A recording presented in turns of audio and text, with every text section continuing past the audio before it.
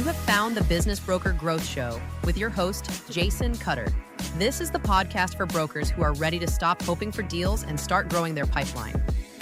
Our goal is to bring you strategies, stories, and insights that will be a catalyst to move you quickly from transactional deal makers to trusted advisors. Time for Business Broker Growth. Hey everybody, Jason here, Business Broker Growth Show. Very excited for my guest today.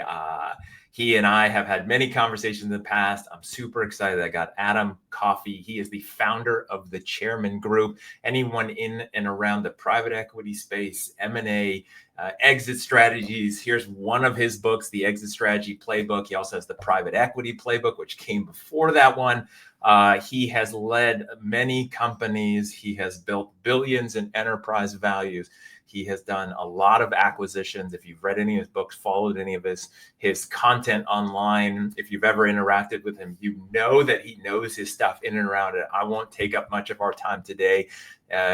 All of his links will be in the show notes. Adam, it's an honor. I'm so glad that you're here. I'm so glad that you're joining us on the Business Broker Growth Show. Well, I'm glad we're finally doing this. It's like I think we have some common friends. We've talked before, but it's the first time we actually had cameras rolling, while we were doing it. So, hello to all your listeners out there. Yeah, it's one of those things. Everything happens for a reason. We got connected by George Grombacher years ago, and then things didn't materialize. I think it's it was a scheduling thing with the podcast, and then here we are now. So I'm very excited for this. And this show is focused on business brokers, and as a side benefit is any business owners who find this, who want to learn what's the best strategies for exiting their business, what's the best strategies for finding a good and effective professional broker.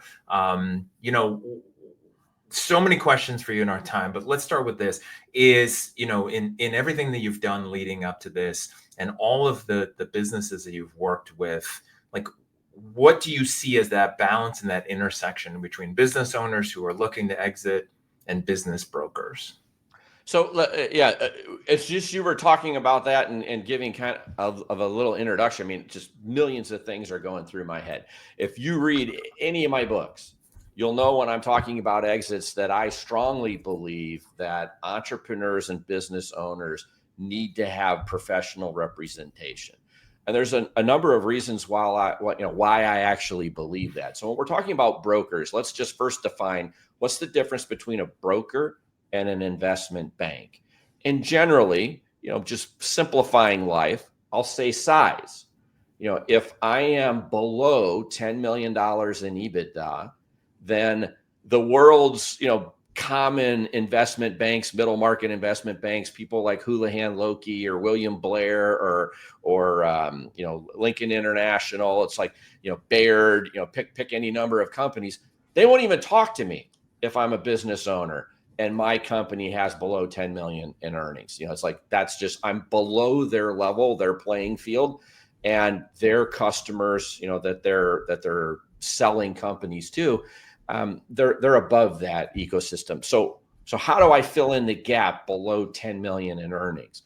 Well, that's where the world of business brokers really comes in. And that's not to say that there aren't business brokers out there who sell assets above 10 million in earnings, because they do, but that's kind of a line of demarcation. If I'm below 10 million, probably a higher probability that I will be looking for help from a business broker to help me sell my business. Or if I'm looking to buy companies, I may be using a business broker as a buy-side advisor. And so it's a size separation thing. But I still believe that fundamentally, when we're a founder, when we've built an empire, when we've spent 20 years building a business, just because our phone rings doesn't mean that's the right buyer. Matter of fact, there's a high probability it's not the right buyer. And there's a high probability that even if I let them take me down a 6-month rabbit hole of giving them information, I'm probably not going to like the number they come back with. And so I recommend to all business builders, before we become sellers, we need to understand what the fair market value of our business actually is. I don't put a car out for sale and put a sign on it that says for sale and no number. or if I have a number in mind and they knock on my door, how much is it for the car? Well, I don't know. What do you give me? It's like, that's not how it works. It's like, I need to know what my asset is worth. I want to know what other companies like mine are selling for. And I'm going to want someone to represent me. And for the people out there who are a little bit unclear about what a business broker does, I use the analogy, some brokers don't like it, but I use it anyway, of like, I'm selling my house. The broker is the realtor. They're the ones who puts the sign up. They create the marketing material. They help me present my business in its best light to the community of potential buyers that are out there. And so a business broker, for a fee, nothing in life is free. This is how they earn a living. But generally speaking, what my goal and objective is, I want to find the right buyer, especially if I'm going to potentially roll over and keep going and working with the new majority shareholder. But I not only want the right buyer, I want the right fair market value, but I need someone to create competitive tension, because without competitive tension, I can't drive maximum value. If there's only one company, one person looking at my company, chances are the offer that they're going to put out is not necessarily their best, or is it necessarily a good representation of fair market value. But if a broker can get involved, create a competitive tension, market the business, and be active. And so we haven't got yet to good brokers versus bad brokers. I want to get there too. But, if I have a broker that's doing their job, that is creating the material, that's creating the competitive tension, that's presenting my company in its best light, that's already educated me about what value should be given the comp set of companies like mine in an industry that are selling, that broker is going to bring enough value to the table to where I'm going to more than pay for, call it, any fees that I'm paying. They're going to make sure that I maximize the potential of the business. And for that, I'm going to pay some commission. So for the business owners, let's start with that part, right? Because that's where a lot of the books are focused on, in that part. And then, leading into them, making sure they have a broker, a professional who's guiding them through this process, like you said, and helping them maximize that value. And I love the competitive tension side and making sure it's, there's you're getting fair market value and the max possible. Is from the business owner side, the seller who's looking to exit, what's their responsibility? Like, if there's any of them tuning into this, what's their responsibility of what they should be doing from their side before they raise their hand to potentially sell? So in my perfect world, although owners violate this every day, I would prefer that an owner was building to sell from scratch from day one, or at least is thinking about this 2 to 3 years in advance. 3 years would be my perfect window. 3 years from now, I want money in the bank. So I have to be very thoughtful about my journey over the next 3 years in order to maximize the potential of the company. And I'm going to reverse engineer that. So if I want money in the bank 3 years from now, then 6 months, because a typical deal takes 4 to 6 months. 6 months before that, I want to hire a broker, or an investment bank, someone to represent me, which means a couple months before that, I'm going to want to do some type of a broker or banker bake-off, where I'm going to want to interview multiple, business brokers, or if I'm big enough, multiple investment banks. And the reason I want to do that is because I'm going to have 3 basic questions for them. First question is, what am I worth? Second question is, who's my likely buyer? And my third question is, what is your fee structure? And in the business brokerage world, investment banking world, a lot of times firms have, I'll call it an over-under. Hey, Adam, I think your company is worth 100 million. So on the first 100 million, I want X% as my fee or commission. But if I can get you more than that, then I have a higher fee that I'm going to take on the overage. So I've got the under, I've got the over. And so I'll talk to 3 or 4 people, maybe 5. I did one recently where I had 7. I did 7 different, banks, invited them to a client's company. And, we take the highest over under bar with the lowest commission structure, and the bankers and brokers need to be competitive amongst each other. And so to win our business, I'm looking for best market rates, on how much I'm going to pay to get that representation in the marketplace. I'm also going to get multiple thoughts and ideas about what my company is probably worth. And I can kind of average those out and say, this is what I should probably build my expectation around. Here's what my fee structure, ideal fee structure would be. And then I pick the one I like the best. I pick the one who I believe is going to do the best job marketing my business, getting me in front of the right buyer, helping me get a deal closed. And I'm going to make sure that they match the economics, call it my favorable economics that I've achieved from the bake-off, that I call it. But I'm going to do that 2 months before I hire the banker, which is 6 months before I'm money in the bank. And then a year before that, I'm probably starting to pay attention to different M&A conferences that are often sponsored by broker dealers or by investment banks, where I might have an opportunity to come present my company as a company that's likely going to be in the market the next year. And I can talk to a room full of investors, get used to practicing my pitch, maybe do some one-on-one meetings where I'm going to hear what kind of questions and areas of inquiry that these buyers are going to have for me. And I can start kind of getting my feet wet. But the reason I need 3 years is because any buyer, whether I'm selling with a broker or an investment bank, doesn't matter, but any buyer is going to focus on 3 years worth of financial statements, 3 years worth of balance sheet, 3 years worth of statements of cash flows. And so I need to be mindful that all of the things I'm doing in the 3 years leading up to the sale are going to be heavily scrutinized. They may look at my trends over 5 or 10 years. They might want to know how I did during COVID.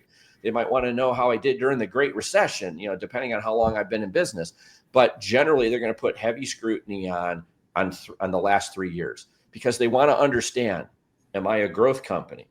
Am I flat? Am I in decline? Or am I all over the map? And so if I'm a person who's going to be selling a business, I need to be very intentional around what 3 years am I going to be presenting to a buyer. And if I just wake up today and say, hey, I'm going to sell my company, tomorrow, let's go find a broker, or my phone rang, that's my buyer, I'm not going to hire a broker, I'm going to save money because I'm a cheap ass, then I'm going to, whatever I did, the sins of my last 3 years, that's what I inherit. That's what I have to sell. And I believe that all companies, if they're thoughtful around exit timing, can actually focus very heavily on bending their own growth curve, on making sure that they're selling a growth story, make sure that they're selling the company with a track record that says, I'm not flat, I'm not in decline, I'm not all over the map, I'm a growth company, and I'm an asset that somebody wants to pay up for. People who buy companies aren't buying a thing. They're buying a business that was built by a person. They're buying customer relationships. They're buying a trajectory. And we need to have an intentional growth story. This is what that business can do, over the next 3 to 5 years under your ownership period. Here's my growth plans. Here's, the execution that I've been performing. It's like I'm growing my revenue, I'm growing my earnings, my revenue's growing faster than my cost structure is. I'm creating operating leverage as I'm getting bigger, and what's the story? Why are we selling? I'm selling because I'm 70. I need liquidity. I need to diversify my assets. I'm 40. I still got a lot of game left, but I need capital. I need access to capital. And I'm looking for, an investor who can help me manage the capital stack so that I can focus on operations, and acquisitions and other things that I'm doing. So it's like we have to have the growth story. We have to have, a good track record of financial performance.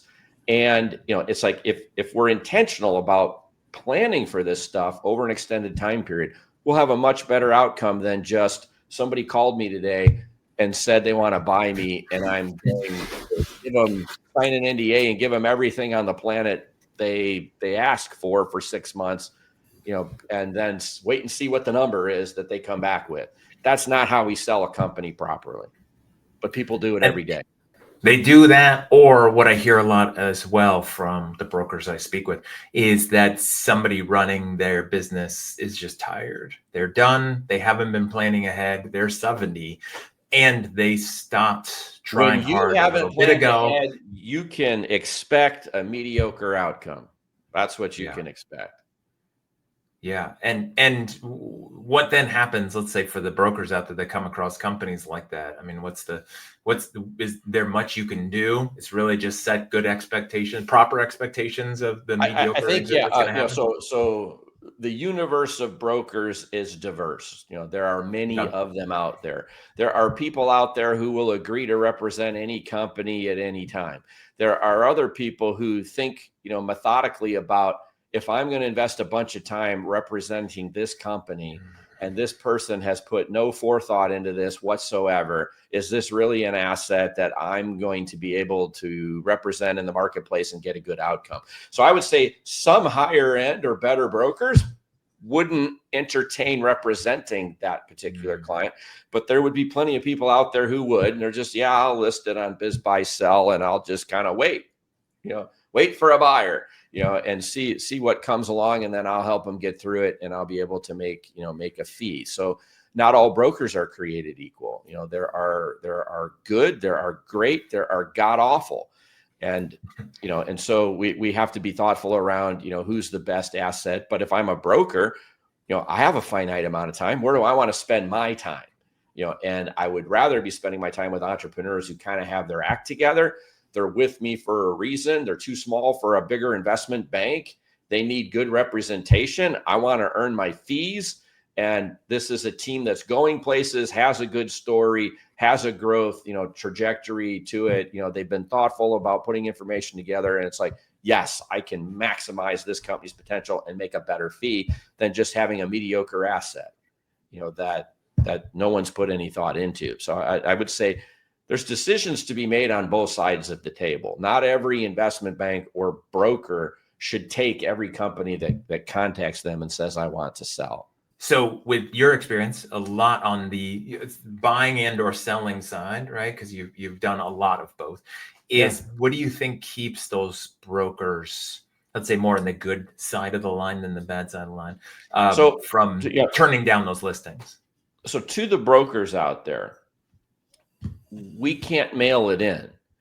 You can't just accept an engagement from a seller, put it on Biz Buy Sell, and wait. We need to create marketing material. We need to think and be thoughtful around, based on the size of this company, who are the strategic buyers that might be interested? Which business development people work in those companies that I can reach out to? Let's get some competitive tension going. Let's make sure I've got some strategic representation. Maybe I'll look at the universe of PE buyers or family offices and say, who else might be interested in a company like this, of this size, for this given industry?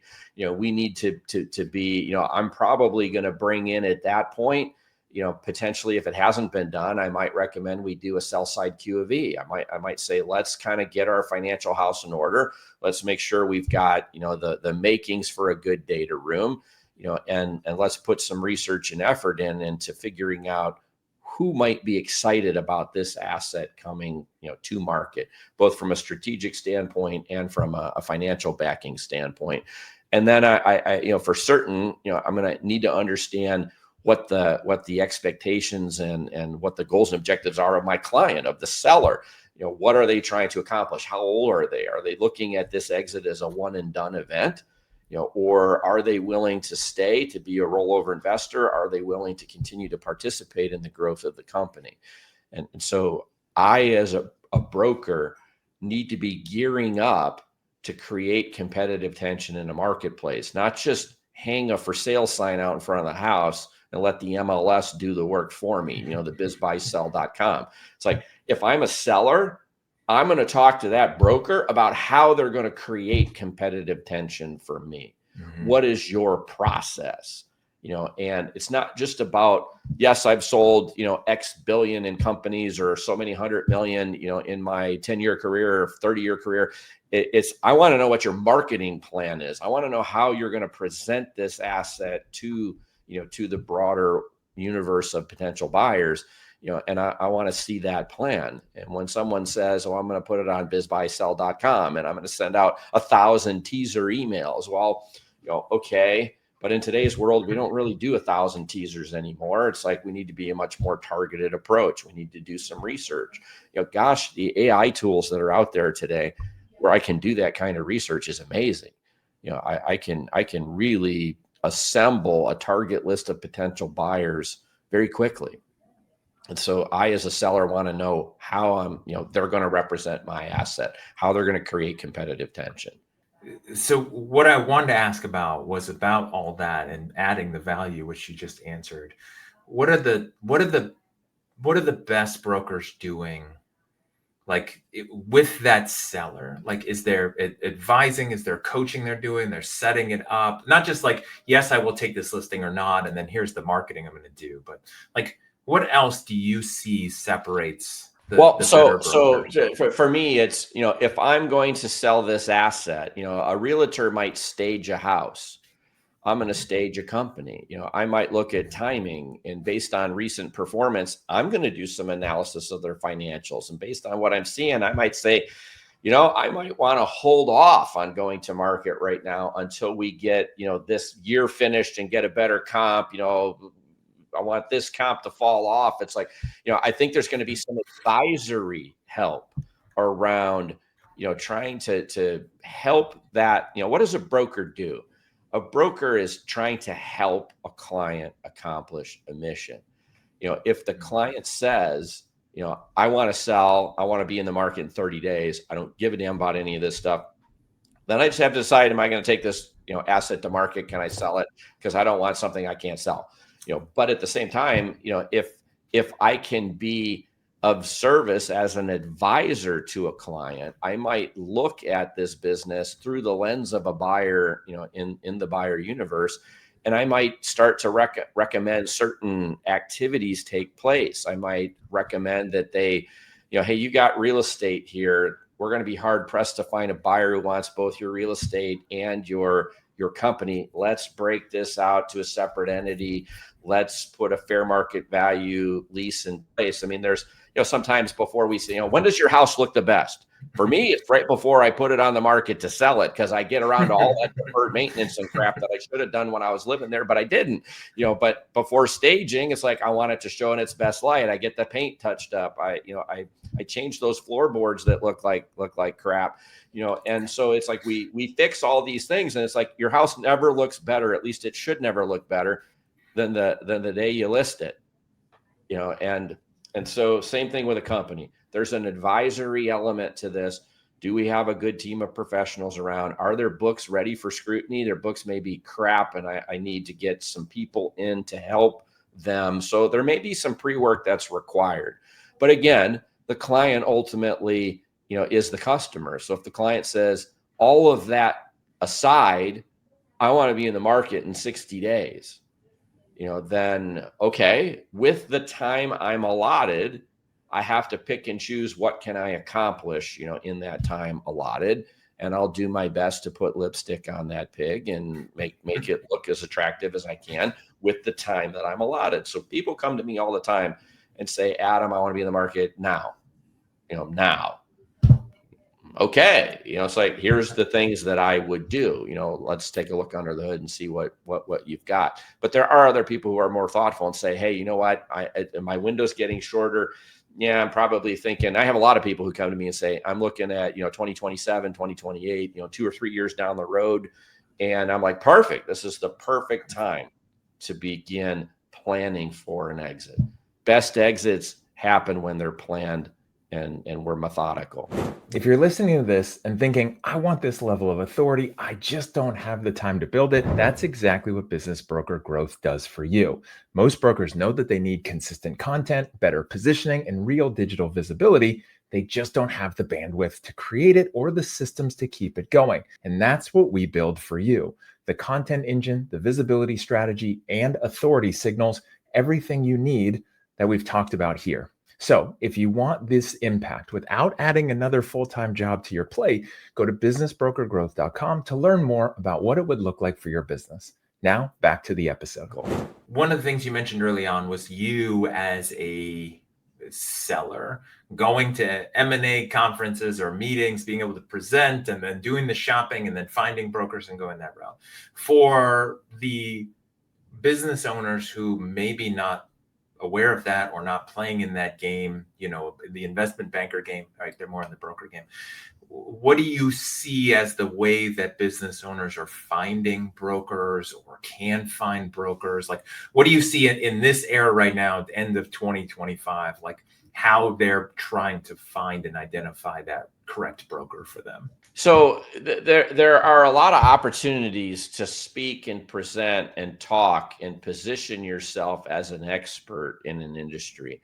And so if I'm too small to where I can't get an invite to be on stage at a broker's conference or a banker's conference, there's trade shows. There are different places where potential buyers are lurking. And I could potentially, in an industry, I'll give you a great example. Yeah, I could present at an industry trade show on a topic that's germane to the industry today. Walking around that trade show floor booth, just like scouts attending a high school football game, for looking, college scouts, or pro scouts in a college game, there's PE people walking around those trade shows, and looking for potential companies that they might track or follow or reach out to. So there's other activities, like trade shows where potentially there's some, conference information. Trade shows usually have a floor where people walk. They're open certain hours of the day, but then they also have kind of educational type seminar activities going on. And in this room, someone's talking about this. And so I might position myself to go present, talk about an issue, talk about, an overt sales pitch on my company, but educating, trying to be helpful to other people within an industry, and that that presentation could be recorded. It could be broken up into social media bites and put on different social media platforms. And I talk to people about creating a visible trail. So I sign a big deal. I put it on the newswire. I do a paid newswire release on like PRN Newswire, and we start seeking opportunities, to demonstrate our leadership in an industry. I'll do podcasts, and I'll write papers and just put them on social media platforms. And it's like, I'm trying to build a broader awareness of our company, because eventually when the world of buyers starts to dig in, they're going to start looking for evidence that supports whether or not this is a good company run by good people and they're a leader in their space and they're well regarded. And so I'm going to go ahead and start laying the breadcrumbs that someone can easily find. Here's me talking about this company and growth and the industry and opportunities and how AI is changing the face of what I do. And, and I'm on 10 podcasts and I wrote 15 articles that are on Forbes, or they're posted on LinkedIn, and I'm doing TikTok videos every day. It's like whatever that is that I can use to kind of create a set of paper crumbs and trail, so that eventually when people are doing their analyst work and researching, I want them to have lots of stuff to find, and so I may do that plus do conferences if I can snake an invite to a conference, and I might also do trade shows. I do it all. This is about being intentional. I'm creating a paper trail. Yeah. So speaking of breadcrumbs, one of the terms that I use with my community and my clients is a digital breadcrumbs, which I know that you're the master at. We talked about that before we hit record with the books, your goal of doing, at least a podcast a week and just putting that out there, larger, small shows. I appreciate you being here in the infancy of this show, but we talked before on a previous show that I had that was a long running show is, for brokers out there, what do you see as the most valuable digital breadcrumbs that they should be doing to, when those buyers are thinking about hopefully being you know what, if I'm a buyer, or I'm sorry, if I'm a broker, I'm going to do the same thing that I just said, only I'm going to do it so that sellers can research and find me. And when they're using AI tools or they're, doing Google searches, I want to be seen as an expert in the field. So let me give you an interesting, kind of parallel. I told you 100% of my clients heard me on a podcast, read my books. So if I'm a broker, I could go to listennotes.com, listennotes.com, Listen Notes. And there is Google for podcasts. That's what that is. And I can type in, like as an example, people could type in my name, Adam Coffey, and they'll find 200 plus podcasts that I've been on. And they could type in exit, selling your company, keywords, and bring up a list of podcasts whose focus is helping entrepreneurs sell companies. I can click on every one of those podcast links. And what does a podcast host do? First 30 seconds, last 30 seconds. Tell me who they are. Tell me how to reach them. And so I can build a list. I don't have to do this. I could have an admin do this. I want you to create a list of 100 podcasts whose focus is helping people exit. I want you to reach out to 10 a week, and I want you to offer my bio, and I'm wanting to talk about, and so, because what does a podcast host need? They need guests. They need guests who are germane to their audience. And so if I'm a broker, I want to start building my own breadcrumbs so that people who are seeking to exit a company can find me easily. So I used to, when I pivoted out of the CEO seat and started my consulting business, I used to do introductory calls with people. I don't need to do introductory calls anymore. Because people have read my books, they've heard me on so many podcasts, they built a relationship with me. May not be an interactive one, but they know who I am. They know my background. They know the value that I potentially can bring. And so when they reach out to me, I send them a PDF of my offerings. And the first time I speak to them is after a contract is signed, they've made their first payments, and they're now a client.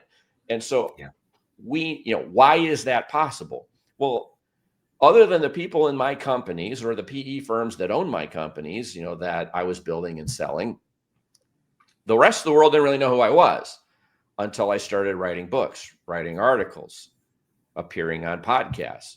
Now the world has a relationship with me. So if I'm a broker, I'm going to want to follow that same kind of a path to position myself as someone, a person exiting, might want to talk to.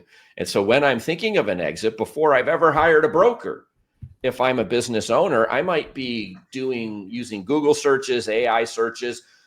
Give me a bunch of podcasts that I can listen to that have to deal with exits and selling my company.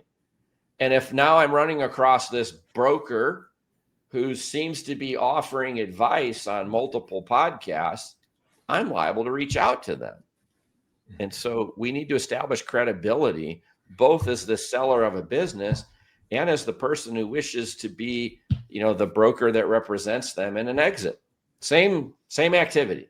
Yeah. And one of the things that resonates with that, and I think is valuable, and it's a key takeaway, and I think you're the perfect example of this, is I heard a definition once about famous. What is famous?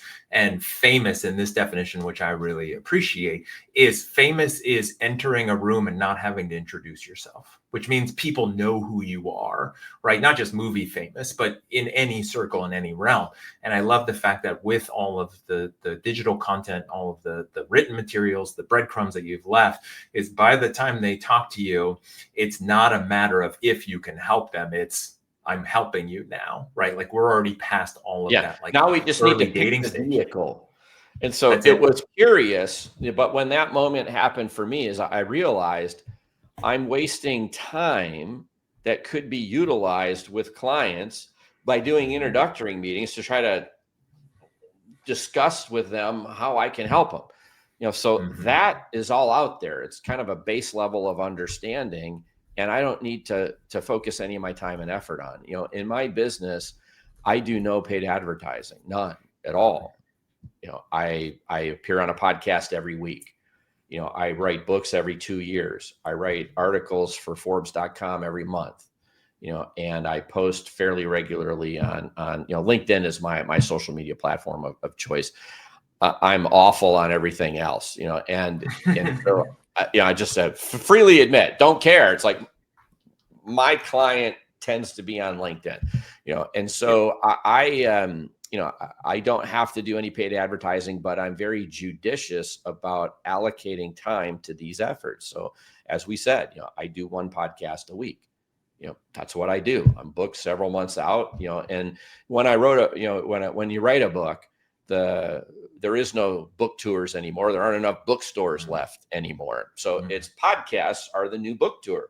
That's how authors, get their message out. So my first book, I had a publicist. Well, I've had a publicist on every book. Only they don't have to work as hard now to book me on, podcasts because I have a track record. And so people can, people say, yeah, I'd love to have him on. He's got a new book. Let's do it. So I can do, I don't have to work as hard now. Now it takes time to do this, but time we all have in our careers. If I'm the broker, I'm going to be doing this for a long time to come. I need to establish this credibility in this digital world. And in this AI world, I have to be mindful that how I'm going to reach people is by answering the questions that those people are asking ChatGPT, and other platforms, and so it's like, who should I use to sell my broker? How do I select a broker? Well, then I want to have somewhere in my digital footprint, how do owners choose a broker? And I'll write about that. And what I've noticed about AI, at least so far, you don't actually have to be an expert in a field to be something that they recommend. And I find it curious. So I have, one observation I'll make, I go on, I go on places like ChatGPT and I ask them about different people. And these are some people these are all great people, by the way. I'm not picking on anyone, so I won't use any names. But, there's people out there who I know have sold a company and they made some money. And maybe they made 10 million. Maybe they made 40. Maybe they made 150. I've sold companies for $1 billion, with a B, and 9 zeros, a 1 and 9 zeros after it. But I can see how AI says, well, because they're on many platforms, because they do many podcasts, because they're seen by people as an expert, I'm going to recommend them as an expert. One of the interesting things about AI is that it can't truly discern the difference between a good broker and a bad broker. All it can discern is an active broker who is active on multiple platforms, doing multiple things, answering questions because my web scraper is going out because someone typed in a question and I'm trying to find answers to that question. And I keep finding this person who is using the right format. And so I assume now, AI, that they're an expert.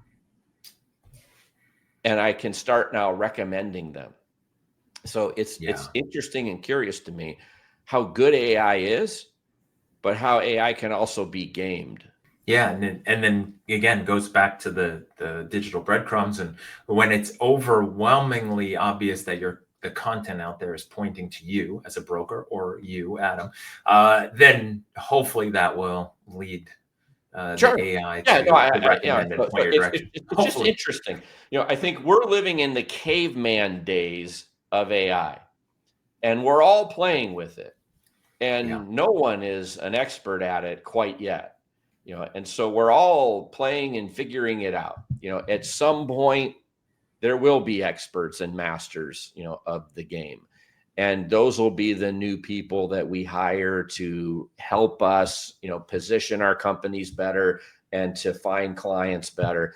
I wrote a series of articles that are coming out, really on the death of the click, and how AI has completely changed the SEO and pay-per-click models are just dead. And I have so many clients globally, who are like, hey, Adam, my lead gen is drying up. My quality of leads is declining. And my ad spend is, isn't changing, but it's not bringing me any value. It's like something's wrong, and I'm seeing this in multiple industries, multiple countries, multiple continents, kind of with different paces. Some examples in the US, 55% of people use AI today. In Australia, it's only 12. And so, slowly permeating around the globe. And then certain generations, certain age groups rely on things like Chat GPT and Gemini for answers and recommendations. And they don't even do Google searches, or they look at the paragraph on top of a Google search, and if the answer isn't there, they never get down to the scroll below to the pay-per-clicks, or even down below that to people who aren't paying for clicks. And so it's like the whole world is kind of changing right now, and so we're all adapting. And not to get off on an AI tangent, but I think for all of us, we have to be mindful that the world's in a state of shift. And so you said, people who are exiting, people who are representing them as brokers, all sides need to have a focus on creating this digital footprint and positioning ourselves in a marketplace. And one of the questions I was going to ask you right in the middle of what you were talking about was thinking about what does it take for brokers to succeed in the year 2030? So in 5 years from now, and then also where does tech play in? And I think all of that's the case, right? I think that's all wrapped up as far as we know. So brokers, don't be lazy. Learn how to truly market companies. Learn how to do thoughtful research using the tools that are afforded to us. There's a lot of brokers who are kind of, I'll call it small shops, or solopreneurs, people who are call it a little bit of a lifestyle business. There are others who work for firms, or they're banded together. It's like we brokers need to not be lazy, to not rely on bizbuysell.com or LoopNet or some other online forum. They need to do research. They need to get better at demonstrating their value to clients. They need to do better about positioning themselves in the digital marketplace so that people can find them readily and easily and see them as somebody that has credibility. And if we can focus on that over the next 4 or 5 years, then I think we're set up well for the future, what the future brings. But people who don't, who are just kind of riding the wave, because they're going to retire in the next 5 years, there's going to be this, who survives and who doesn't. And so I think if I'm a broker, I want to start demonstrating my expertise to the marketplace. Over the next 10 years, 15 years, millions and millions, tens of millions of boomer-owned businesses are going to be for sale. And all of these people need to be serviced by somebody. You want to be the somebody that they find, and you can't do that with a website, and you can't do that by just, paying for advertising. It's like, you've got to be more active and aggressive in building your presence in the marketplace over the next 5 years. And I think then, demonstrating your value once you do have that client's attention, what are my success stories? I was able to create competitive tension. The average company in this industry was selling for X. This one at this size sold for Y. And that value is why you want to work with me. That increase in average value. It's like, we got to be able to demonstrate our expertise to the community of people who are selling. And same thing with the sellers. We need to create the digital footprint that buyers can find and do research on us to get excited about buying our companies and investing in us. I love it. I think that's so good, especially when we think about the fact that most everyone has gotten used to, like you said, tuning out the pay-per-clicks in the searches. What's an ad, what's not organic, and just like skipping past that to find the truth, the real stuff.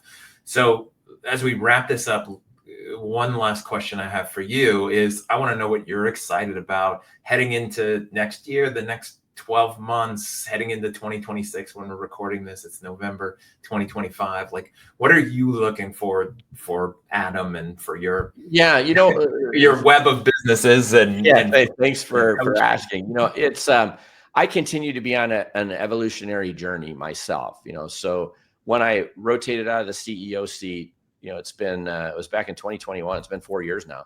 Almost 4 years to the day. And I told the world, I don't want to be a CEO anymore. I'm bored. I want to help people succeed. That's my next mission for the next 10 years. I've been playing with different mediums, and different types of ways that I can engage and help people. Podcasts, but podcasts are limited, 45 minutes to an hour, call it max. I write articles. Well, Forbes articles are 1,000 words. and then I have books. Well, books are 40 to 50,000 words, but again, it's kind of like, it's flat, it's two-dimensional. It's like, do they receive the message? Am I choosing the right words to convey something that's complex? And then I started doing live seminars. It's like, okay, now I can get a few hundred people in the room at a time, but it takes a lot of time out of my world, to go to Australia or go someplace and get on a stage. How can I make myself available to anyone, anywhere, anytime on demand? And so I just got back from the studio, and I'm taking my seminar world and I'm now expanding that and, heading off into, I'll call it an online immersive world where there's videotaped instruction, there's live check-ins with me, there's coaching, there's materials. And so I'm excited for 2026 for myself to kind of explore this next realm. These things have just kind of been building on top of each other. And I'm like, okay, seminars was good, liked it. I have 2 days as my typical seminar. It's like I can now convey a really good message and I'm in person, so I can deliver it with some passion. But now my problem is I have to physically be somewhere and the people in the crowd have to travel to get there. And I can't afford to go to 70 cities in a year and, hit a number of people. How do I get through to that next level? And so that's what this new, I'm calling it Empire Builder Academy. That's what's coming next for me. It's a way to reach more people with in-depth learning, and best leverage my time so that when I'm engaged with clients, I'm doing more productive work rather than repetitive work. Got it. I love it. And I think that's a great way to scale. And to your point, and some interesting lessons there that people can take. It's productizing the stuff that you would say and do on repeat to help people with the fundamentals, like the precursor of Adam Coffey and what you do, to then, help them with the more impactful stuff at scale that you can do. Exactly. The more one-on-one tailored specifically to them stuff. But the learning's important. The base foundation is important. We have to have that in order to make, call it the one-on-one more impactful. So, I'm constantly evolving and learning. I'm learning from my clients, and when I see best practices, I'm quickly spreading them around the world. I work in dozens of different industries, and dozens of countries. And so it lets me very quickly see what's working and see how business is being impacted globally, but at a small business, call it level, or medium-sized business level. And so it's been an interesting journey. I'm having fun, which was my goal and objective: do something new, add value, and kind of spend the next 10 years of my career, doing this, trying to make an impact on as many people as I can. I love it. So for people tuning in, if they didn't figure it out by now, if they don't know you in advance, if they're just learning about you, obviously there's the books, right? Like the Exit Strategy Playbook, the one you wrote on private equity. There's all the podcasts that you're on. Obviously they can Google you, they can find you anywhere on podcasts. Where else would you send people to if they want to, get if they really want to talk to me personally? Yeah, I'll send them to LinkedIn. I get up at 4 o'clock every morning. I grab a cup of coffee. I'm sitting behind a computer, and that's when I engage, call it with the public. And hundreds of people reach out to me, every week, and I engage. They get me. I don't have a team of people who are scrutinizing, everything that goes on. It's like you come to me on LinkedIn, you send me a message, you get me. And so I'd say that's the most impactful way to blow through my schedule, to get around Carolyn and get on, and actually have my brain thinking about you, is to jump on LinkedIn. That's probably the best place. They can go to any number of my websites.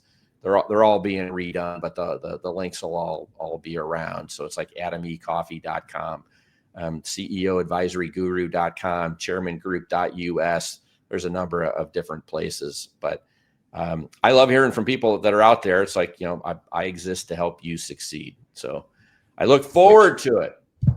Yeah, which I do truly appreciate about you. One thing in our short relationship and time chatting back and forth, one thing is when I reached back out to you, got to you on LinkedIn, you set me up with Caroline so she could gatekeep the rest of it. But it was great chatting with you on LinkedIn to kind of revive things. So I appreciate that accessibility side of you and your goal to just help people. So thank you, Adam, for being on the show. I appreciate you sharing all this. For anyone tuning in, please check out anything and everything that Adam's put out there. Adam, thank you for bringing all of this, sharing this wisdom and helping this audience get better here on the podcast. Happy to do that. Good luck to everybody out there. And remember, next time you wake up and look in the mirror, why not you? You can be successful, focus, believe in yourself, and make it happen. I love it. Why not you? And for the audience out there, appreciate you tuning in. And until next time, stop hoping for deals and start growing your pipeline.